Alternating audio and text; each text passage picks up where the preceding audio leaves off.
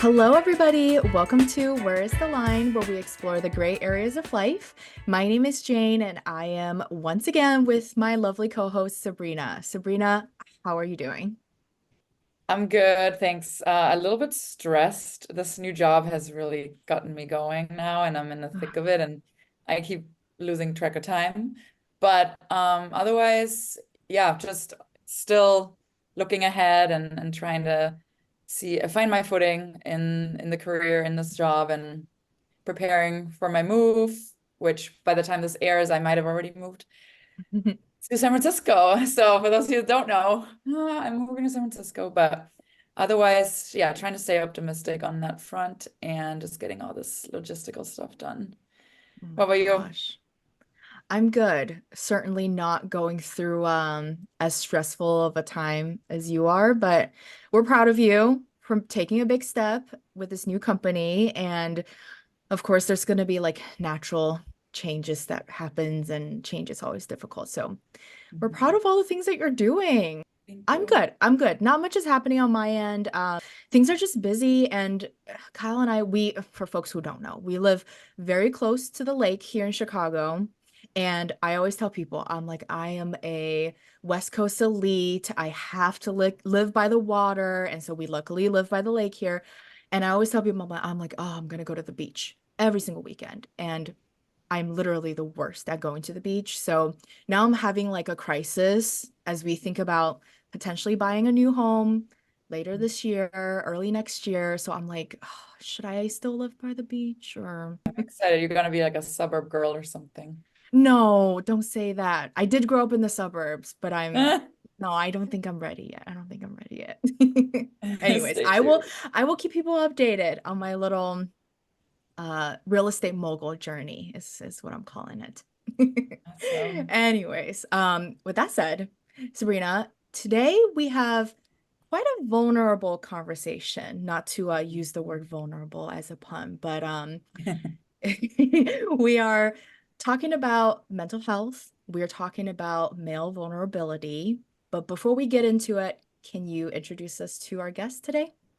Yes, it is my absolute pleasure and such an honor that we have my dear friend Kevin Cow on. Kevin is honestly one of the most genuine souls I've met, and his energy, his openness, his authenticity, his like love for just life, friends, and how he makes everyone just feel so included and cared for. I'm super inspired by him and really just thankful that he's coming on today to talk about this very quite vulnerable subject, right? And it was just Mental Health Awareness Month. So we really want to shed more light on a topic that is quite under discussed, right, in society, Mhm. based on certain stigmas. And we want to help normalize mental health, especially in men, more so that men feel more comfortable opening up. And by having Kevin on here today, I'm very hopeful that it will inspire more conversations, hopefully among men especially, and encourage them to open up. So,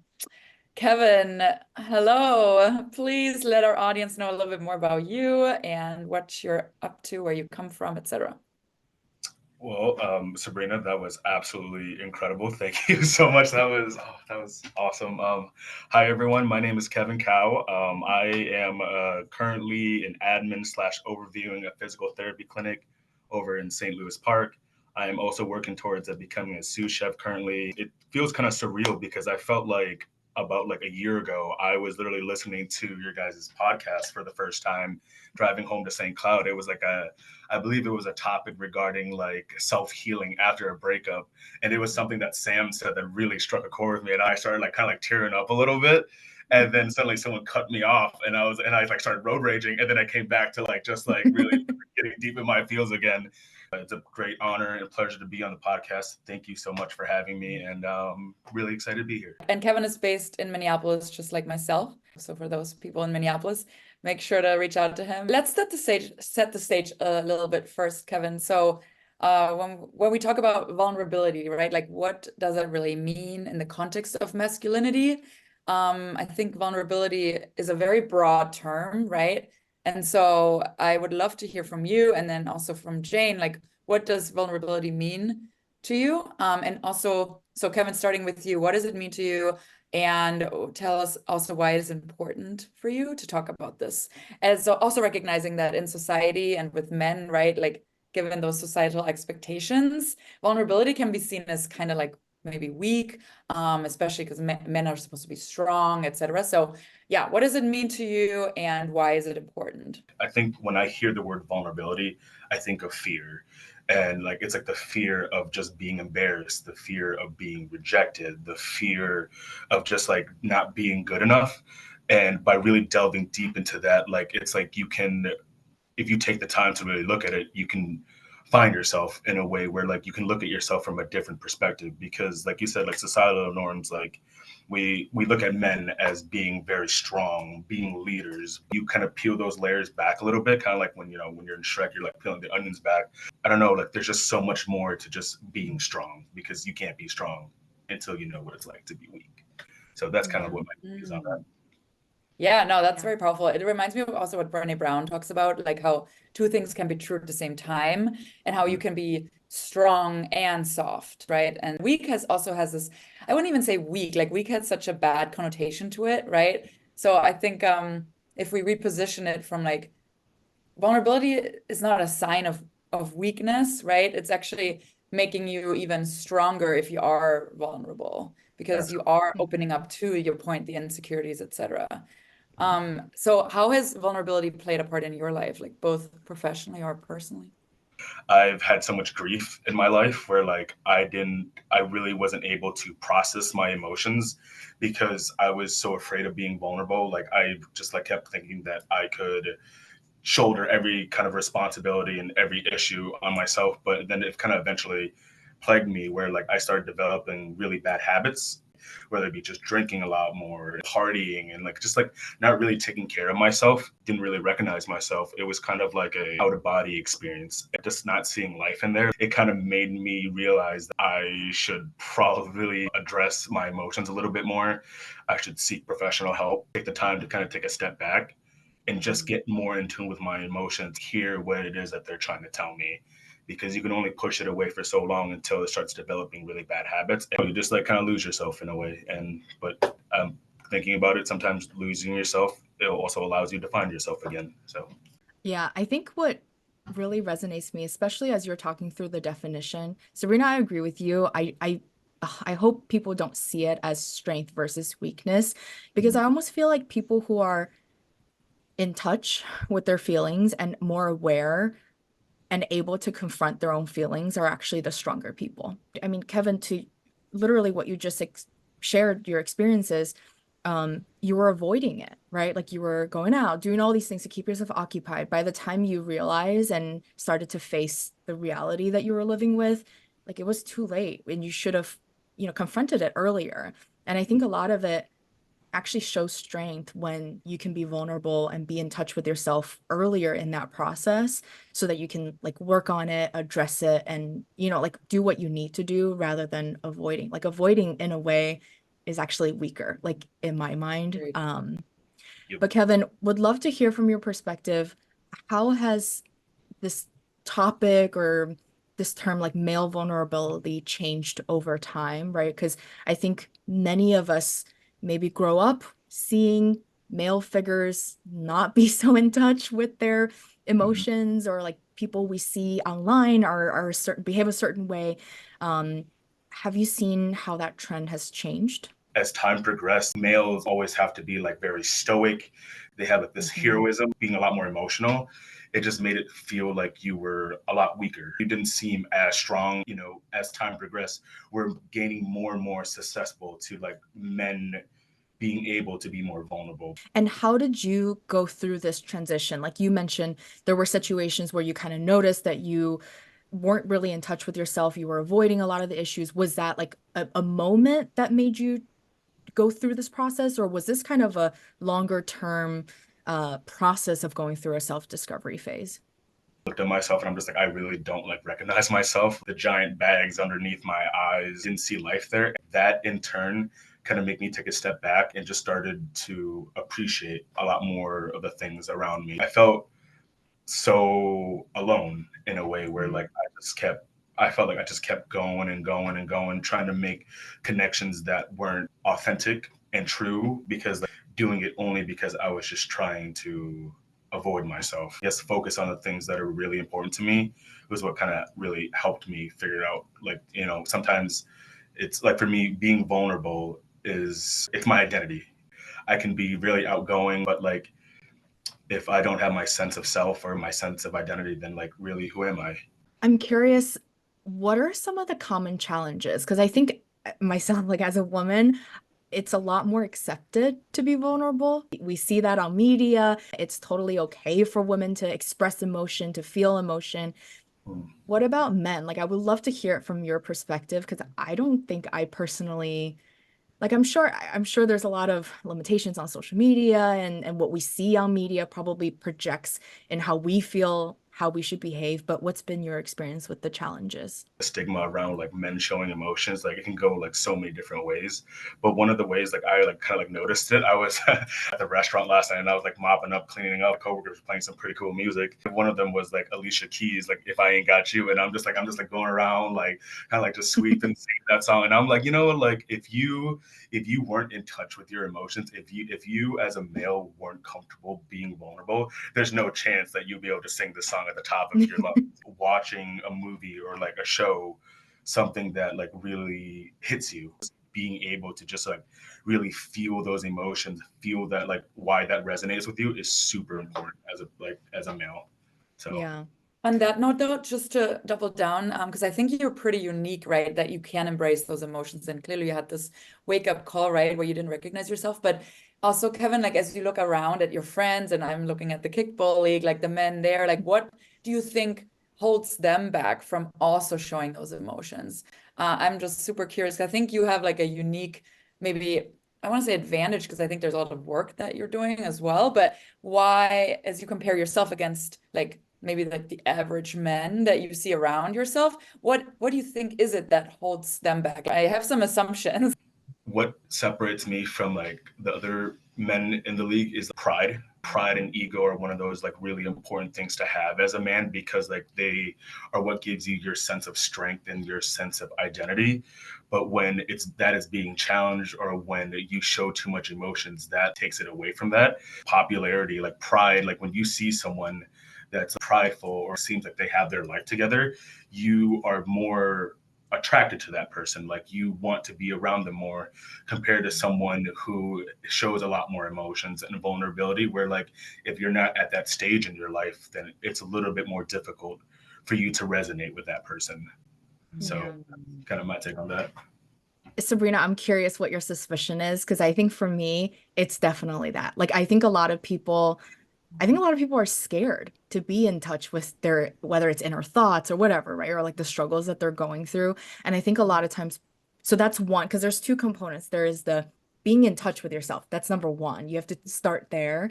And then it's like being able to express yourself, which I think, Kevin, you touched on, like being able to sing or being able to like certain artists, right? Whatever. Why does that have to be a masculine, feminine thing? But I think a lot of people are like scared of judgment. Growing up, we would call people names. Like, I know I'm guilty of that. That's the environment that we grew up in. And I think that Mhm.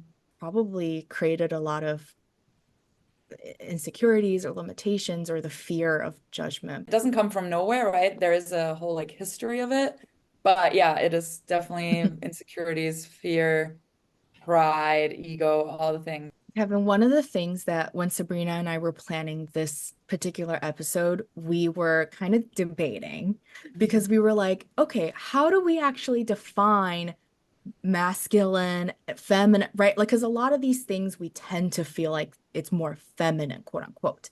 And so we started talking about this idea of masculine energy. And one thing I'm wondering is, I wonder if some of the limitations or challenges that we were just talking about as to why like people don't feel comfortable opening up, or like men in particular, fear that judgment is because the way we identify the energies. So for our audience who are listening, just so you all know, the definition for masculine energy is often associated with action, logic, structure, strength, assertiveness. And then feminine energy is more around intuition, creativity, nurturing, empathy, right? So Kevin, would love your perspective on, do you feel that the way we identify these energies limit the way men kind of identify themselves?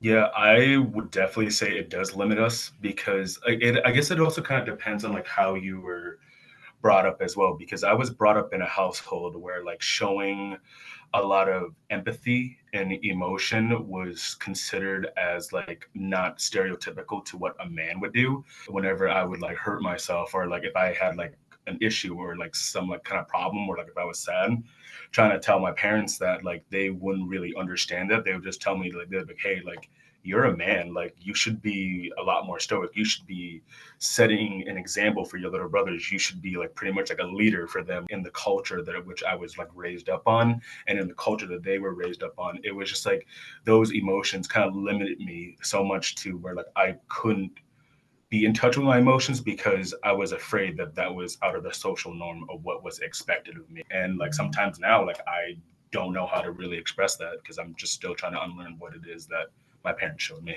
Family upbringing, I feel like that's a whole thing.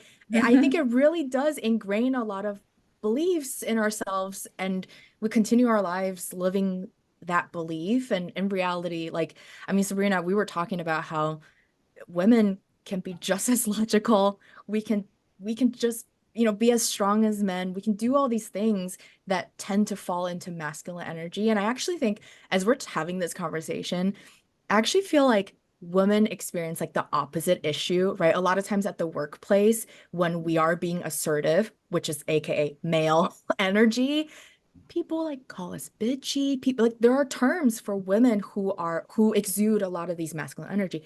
We're having the same conversation, right? Vice versa for men who are empathetic and sympathetic and collaborative and like exude feminine energy. It's hard for them to do that as well. Like we experience the same problem, just Yeah. vice versa. I love that you brought that up, Jane, because I also think we might be doing ourselves a disservice in calling it like masculine and feminine Hmm. energy. And we, the three of us, we understand it, right? Because we are now talking about it. And when you've done some of that self-work, you know that one thing doesn't limit the other, right? It's not like one against the other. Like yin and yang, they should work in tandem and you can have Hmm. things of both. But I worry, and hopefully for future generations, this will become more normalized that a young boy that's growing up doesn't just think this, he needs to fit into this masculine energy bucket, right? And there's no way to show feminine energy. Like I think more and more, hopefully more families can do a better job of instilling in their children that this is both, again, like working in concert and you can have characteristics from both sides and they're both equally as beautiful and important. That's just my 2 cents. I 100% agree. I feel like that's how we become a more well-rounded person, right? Is to be able to like embrace all these different skill sets. But Kevin, I mean, we're on the topic of parenting, right? How your parents raised you. And again, totally agree that we're all the kind of the outcome of our, family and social environments. What can people do? Like, let's just think about moving forward. What can our society, what can we do to further encourage men to be more open about their struggles or to just be more vulnerable in general? I would say, from my perspective, having someone reach out. You don't have to do something that's like super complicated. Asking how your day is. You may not think that it's very impactful, but buttons can lead to so many different things because I won't ever really know what it is that other people are going to or going through. A lot of my guy friends, like they're amazing human being, what it is that they're going through or how is it they're feeling until like I kind of like put a hand down, just like be like, hey, how are you doing today? Like it's just like those little things like that can really add up to a lot. Like you build close relationships not because you wish it, but because you take the action. It doesn't take that much out of your day just to kind of just ask how someone's really doing. I like that a lot, Kevin. And I think it's a great reminder for all of us, right? We probably assume everyone's doing fine, but just you should never assume. And a question to your point, like, how are you really doing, goes a long way. If they then still don't want to share, that's like we have to respect that, right? But at least I think starting from a place of authenticity and what helped me also when I tried to ask someone or get them to open up is like leading with my own vulnerability, like Mhm. sharing more about how I'm feeling and my struggles and if it's a safe space, like inviting them to do the same. So but yeah, I love that you're bringing that up because it is so important, and not never assuming everyone is just doing fine because we don't know. On that note, actually, social media, right? That's a big part because when I look at my Instagram and I just open up the stories and everyone's on there showing off their highlight reel, right? And you just assume everyone's doing fabulous. What do you think social media has done to both propel and then pull back male vulnerability? So, like in terms of propelling, do you think social media is a positive in that maybe men can open up more, or maybe find a platform or find like groups of men through social media? I feel like with also social media as well, like it can kind of give you like a little bit of a skewed image. With social media, you're always seeing like the best sides of a lot of things. I'm comfortable posting how I feel and like the things that I've been through social media because like I want to be able to be there to have like someone resonate with what you said on like your story. Like I saw your post. I really appreciate the fact that you opened up to that because I feel like nowadays not a lot of people are able to open up like that. And it's just like stuff like that where like people reaching out is what really like inspires me to be able to post stuff like that. Whereas compared to other people where like if you are not comfortable with that, then I can see how it can be a little bit more difficult for you to create like a safe place for like other people to like interact with you. Kevin, I feel like you are exemplifying it for other people, right? Like by sharing your, because that's what I imagine is the benefit. Because a lot of times I think even going back to your experience with your parents teaching you a certain way, like that's what you believe. That's how like you live your life. And a lot of times I think, I hope that the internet or social media can create space for people, but then two,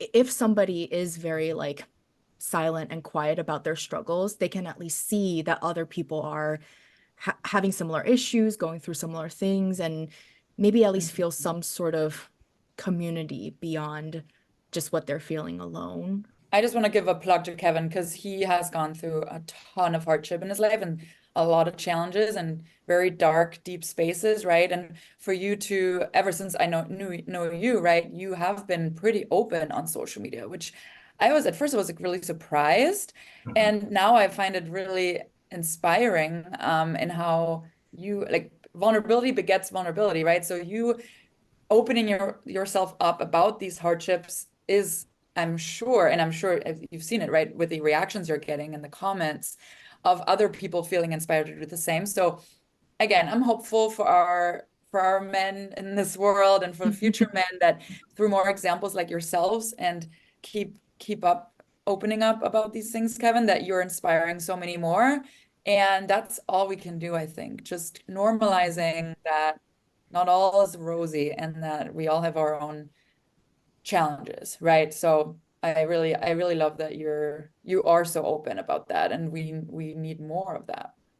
Yeah, it can definitely be really uncomfortable at times, to be honest with you. Like the messages that people like send me or like the comments, I see them all. Like, but like sometimes like I just like I'm not looking for praise. I'm just like here to be like, hey, like I'm just telling you now, this is my life. It's definitely gone to shit, and I just want to be able to create a space for people that can just feel as comfortable because people reach out to me and they're like, we never even realized that you were going through that or you felt that certain way, but like I've already realized and accepted that I've already went through that, and I kind of already came to peace with it and kind of took what it is that was trying to teach me and bring it to life. And that's why it was so easy for me to post it. Some of the stuff that I say, it can be really heavy. Don't get me wrong. I'm a very emotional guy. I put my heart out there, best foot forward. But like sometimes to other people who aren't at that stage in their life yet, it can be very difficult for them to kind of understand that or really understand the more of the meaning of what it is that I'm trying to say or express for others because I don't want to do it for likes. I don't care about likes. Like I'm just just trying to get back to what was given to me. And at the end of the day, if that's what I can achieve, then I can go to bed at least, happy knowing that I did something for somebody. Yeah. I Mhm. also I'm hopeful because hearing your story and hearing how much you've shared with like your network. I mean, I even see this happen at scale, right? Like I don't know, things like TikTok. Like sure, there are a lot of toxic things about social media, but I do also see like glimpses of hope where, for example, a lot of times there are family vloggers or TikTokers or whatever, right? And then the both parents are very in touch with their emotions. They are they're helping each other and being great partners to each other and being very in touch with themselves. Like, and then you see people in the comments like expecting that types of relationship or that type of partner out of their future partner. And I can also imagine like the younger generation would see how there are dads or moms that are very in touch with their feelings, and it gives them the example, even if it doesn't have to be their own parents. And so I'm hoping that,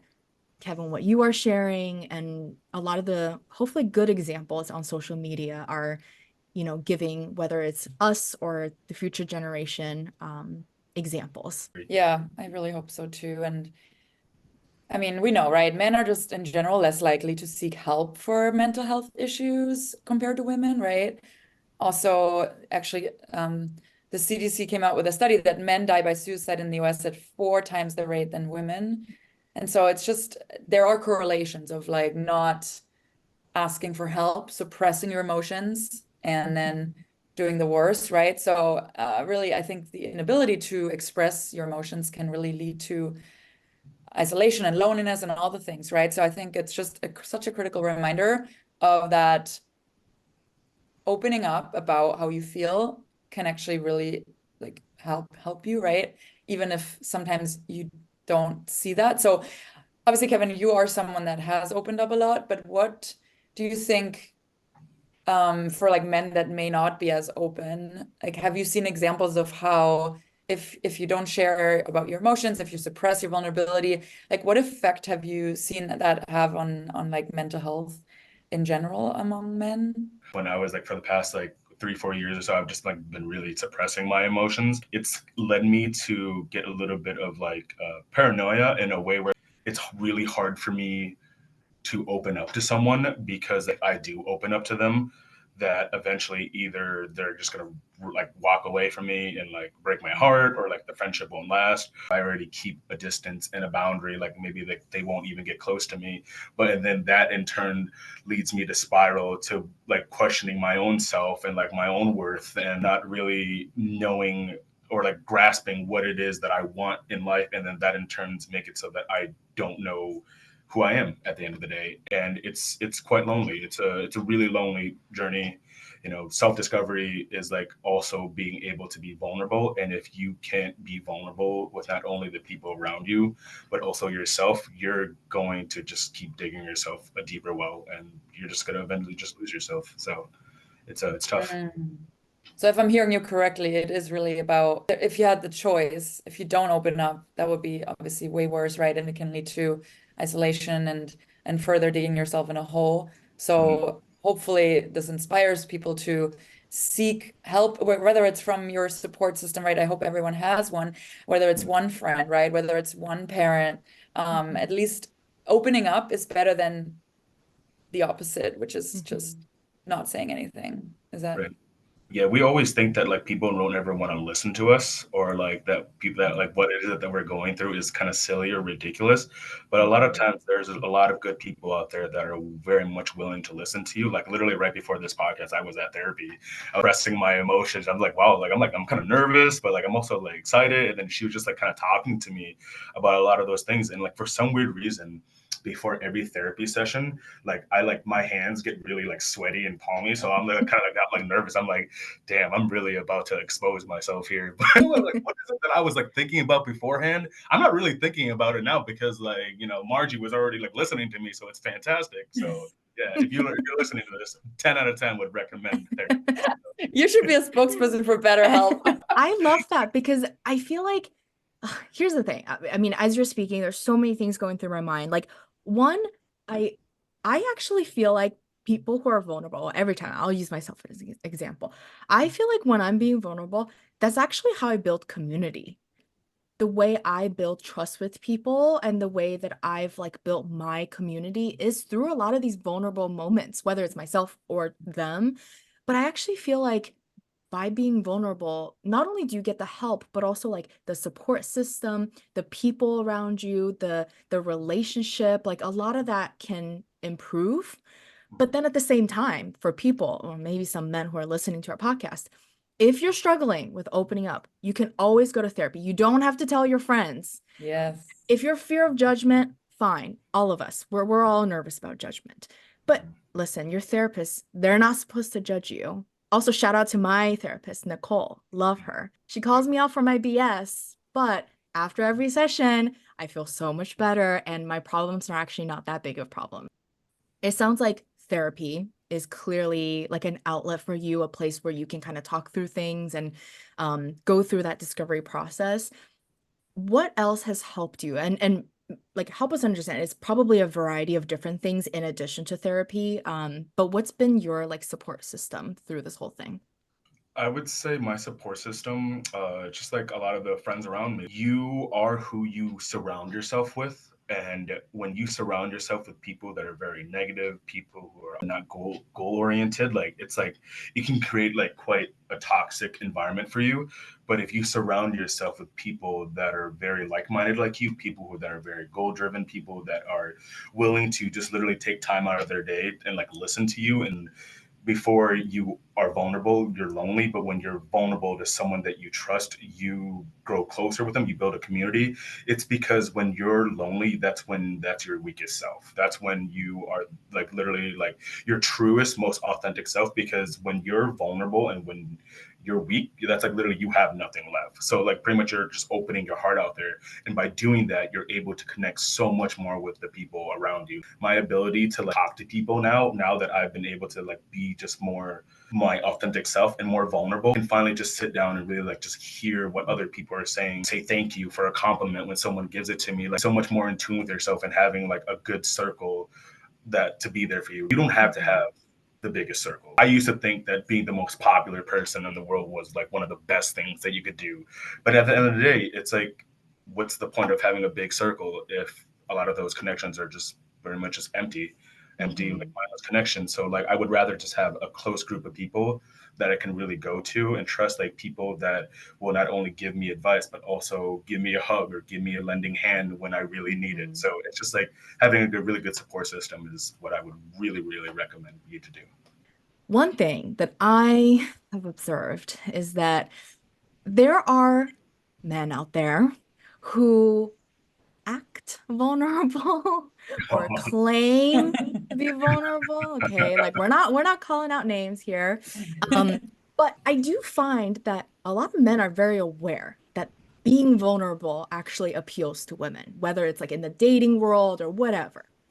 Even on social media, I mean, we talked about social media. A lot of influencers know that like that's a tactic to get more followers, right?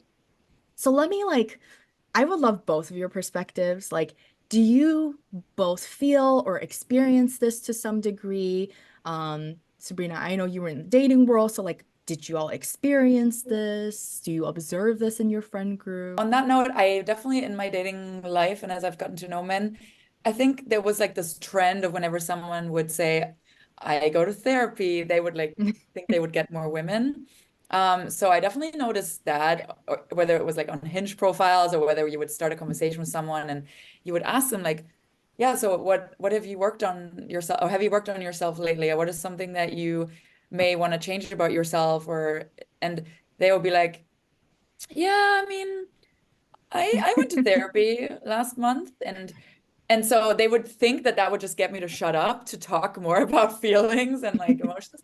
But I think once you, given myself, I've been lucky enough to have done a lot of work on myself and I've gone through this for like 5 years. I think I can detect some of this or smell some of this BS. So it's really, it was a trend that I noticed, but then I just, I can see it, I can see through it pretty quickly. But yeah, it's been interesting. What are your observations in this regard, Kevin? So I haven't dated in like 3, 4 years now, and not by choice. For the longest time, I just wasn't ready. But in that time of just spending time with myself a lot more, spending time with the people, I can definitely agree with you. A lot of times, like as a guy, like if you want something, you're definitely gonna BS it. Like it's so when you're in touch with yourself and your emotions, you can always tell when someone's bullshitting.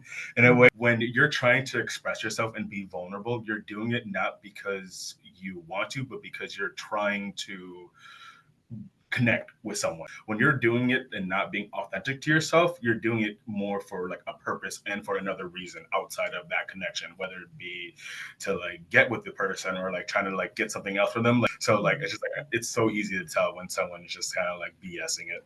So Yeah. That's actually a follow-up on that because given you haven't dated, but as you start to maybe re-enter the dating world, and do you feel like that you're gonna probably ask maybe for different things now in the other gender, or like given you've done so much work on yourself, like can you already foresee that some of these conversations are going to be different than things that you were used to looking for, and maybe now you're asking for slightly different things, that aka someone that is more in touch with their emotions? if I was ever to go on like date someone again, like I want to be able to find someone who is just as in touch with their emotions as they are with mine. Growing up, like I used to constantly just like want to like have like the prettiest person, someone that's like cool, rich, whatever it is. But like nowadays, like I want someone who is also comfortable enough to be vulnerable with me, because just in case if we were to like get into a fight or something like that, like instead of just like screaming at each other or like accusing of things, we can actually just sit down and have like a genuine conversation. You can't have those kind of conversations with your significant other until you've really gotten in touch with yourself. And I feel like that's kind of the reason why I haven't really dated, because the next time when I date someone, I want to be able to be that person for them, like be able to be like, so in tune with myself, like understand myself so much that like I don't take offense to something that is that they said, or like if they don't want to spend like a lot of time with me, like or like they want to go do off their own thing. You can be your own person, and I want to be comfortable enough where like I can be my own person too. We're coming up on the end of our podcast. There is one more question because you touched on already sort of how do we all do a better job of creating that safe space for men to open up, right? You said that a question can go a long way, right? Is there anything else that you would want the audience can do today to help create that safe space? Is there anything else that you'd like to mention?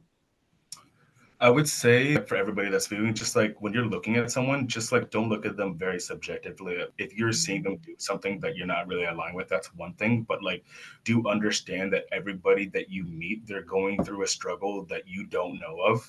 So like, always be kind. Always understand that like not everybody is perfect.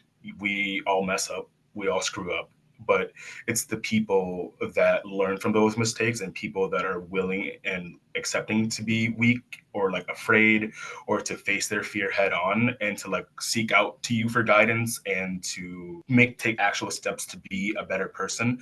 Those are the people that like you should always keep closer to your heart. Like it's just like not everybody is going to be perfect. Not everybody is going to be this fantastic human being. We all have scars on our bodies, but it's kind of like with a tree, you like what is it? You like scratch something on there, the tree will still grow, but like it's just like the scratch will always still be there. You're still always growing. So just take the best in everybody. Like this world's already tough as it is. Just be kind. Like it's like, what's the point of being negative or like hating someone when like it's like you haven't even taken the time to really get to know the struggle that they're going through.